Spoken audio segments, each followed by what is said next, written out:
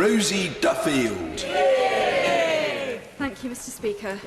So what is domestic violence or abuse, and where do we get our ideas about it from? Often we see the same images and stereotypes on TV: housing estates, working class families, drunk men coming home from the pub, women surrounded by children, and a sequence of shouting followed by immediate physical violence or assault. But the soap opera scenes only tend to focus on one or two aspects of a much bigger and more complex picture. Domestic violence has many faces, and the faces of those who survive it are varied too. There are 650 MPs in this place, 650 human beings. We know that statistically it's highly likely that some of us here will have directly experienced an abusive relationship, and we are just as likely as anyone else to have grown up in a violent household. Abuse isn't only about those noticeable physical signs. Sometimes there are no bruises. Abuse is very often all about control and power. It's about making themselves feel big or biggest. But that's not how abusers present themselves. It's not how they win your heart. It's not how they persuade you to meet them for a coffee, then go to a gig, then spend an evening snuggled up in front of a movie at their place. When they ask you out, they don't present their rage, and they don't tell you that they like the idea of strong, independent, successful women, but not the reality. They don't threaten, criticise, control, yell, or exert their physical strength in increasingly frightening ways. Not yet. Not at the start. Not when they think you're sweet, funny, and gorgeous. Not when they want to impress you. Not when they turn up to only your third date with chocolate, then jewellery. Not when they meet your friends, your parents, or the leader of your political party. They don't do any of that then. It's only later, when the door to your home is locked. Only then do you really start to learn what power and control looks and feels like.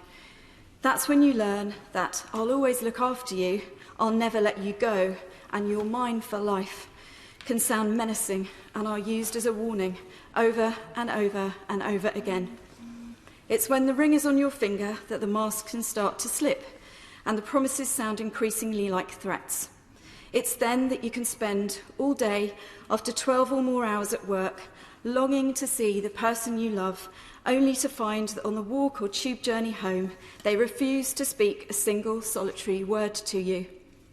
Eventually, at home, they'll find a way to let you know which particular sin you have apparently committed. Your dress was too short. The top you wore in the chamber was too low cut, or you didn't respond to a message immediately. It starts slowly, a few emotional knocks, alternated with the romantic gushes and promises of everlasting love, so you are left reeling, confused, spinning around in an ever-changing but always hyper-alert state, not knowing what mood or message awaits you. You tell yourself to be less sensitive, less emotional, to stop over-analysing every little thing. Ignore the moods. He never stops saying he adores you, right? All seems good again. A whole week goes by. A week of summer evening walks home and maybe a drink on the way. A long weekend booked and organised as a surprise while you're at work. The journey there is full of promise and promises. Time away alone together in a place away from stress. But then it starts. In a strange city, his face changes in a way that you are starting to know and dread. In a way that tells you you need to stay calm, silent and very careful. He goes for a walk.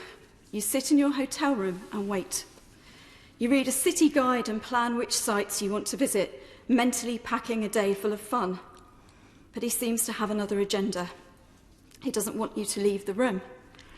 He's paid a lot of money and you need to pay him your full attention. You're expected to do as you are told. You know for certain what that means, so you do exactly as you are told. And in the months that follow, those patterns continue. Reward, punishment, promises of happily ever after, alternated with abject rage, menace, silent treatment, and coercive control. Financial abuse and control, a point-blank refusal to disclose his salary or earnings, an assumption and insistence on it being okay to live in your home without contributing a single penny as bills continue to pile up. a refusal to work as your salary is great and public knowledge, the false promises to start paying some specific bills, which you discover months later remain unpaid, and the slow but sure disappearance of any kindness, respect or loving behaviour. You get to the stage where you're afraid to go home. After 15 hours at work, you spend another hour on the phone to your mum or a close friend, trembling, a shadow of your usual self.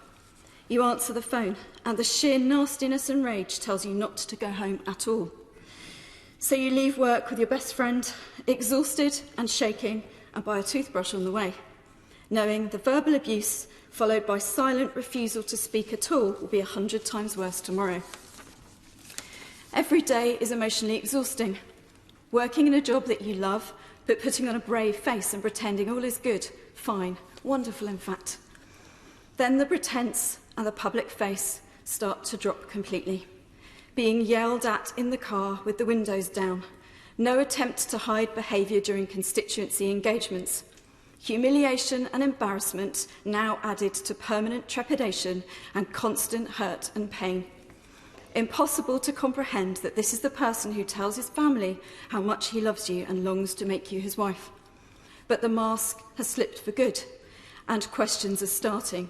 Excuses are given to worried friends, concerned family, colleagues who've started to notice. So one night, after more crying and being constantly verbally abused because you suggest that he help pay a bit towards your new sofa, you realise you've reached the end and you simply cannot endure this for another day or week, and certainly not for the rest of your life. Having listened intently for 2 whole weeks to the sound of his morning shower, timing the routine until you know it off by heart, you summon up the courage to take his front door keys from his bag. You've tried everything else on earth and know for certain 100% what awaits you that night if you don't act today.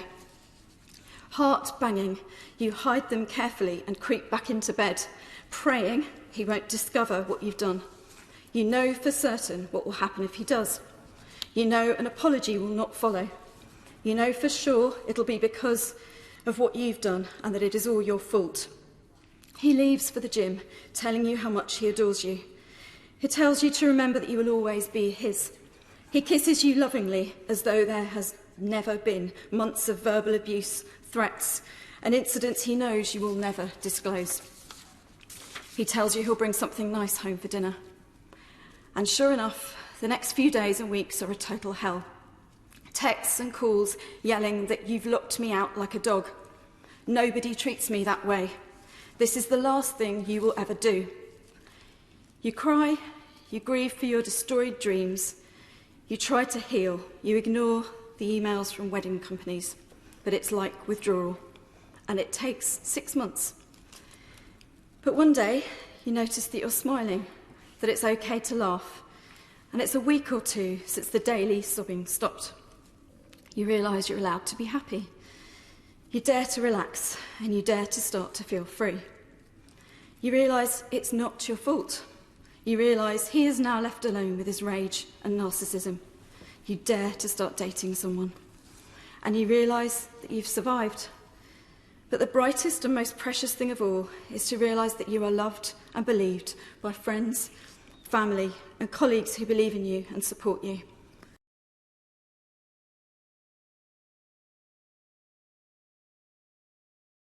So if anyone's watching and needs a friend, please reach out if it's safe to do so, and please talk to any of us, because we'll be there and we'll hold your hand.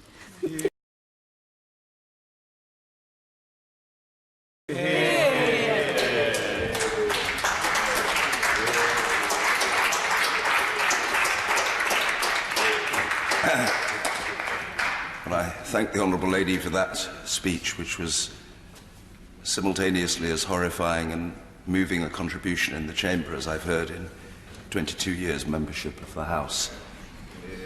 Thank you.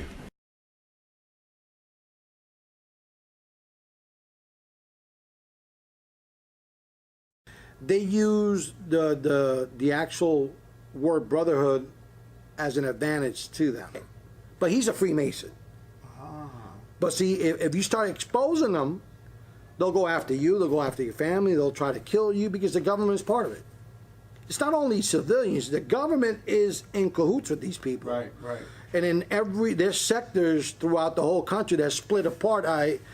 Wow. And a lot of them are politicians.